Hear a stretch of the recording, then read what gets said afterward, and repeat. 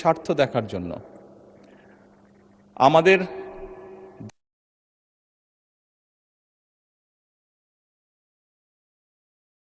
বাংলাদেশ প্রথম।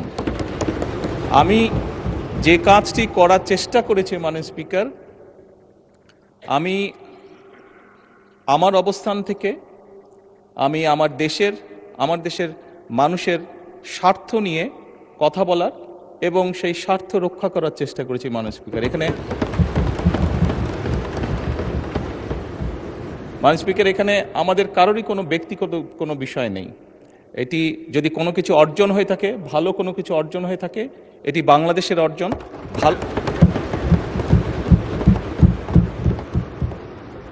এই সফরের মাধ্যমে যদি দেশের মানুষের কোনো অর্জন হয়ে থাকে, সেটি এই দেশের মানুষের অর্জন মাননীয় স্পিকার।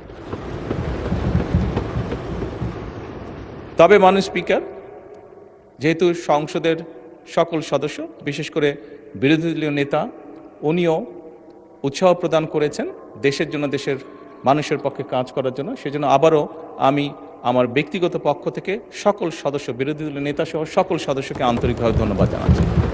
ধন্যবাদ। ধন্যবাদ মাননীয় সংসদ নেতা। মাননীয় সদস্যবৃন্দ, সংসদের বৈঠক বিকাল 3 ঘটিকা পর্যন্ত মুলতবি করা হলো। আপনাদের সবাইকে ধন্যবাদ।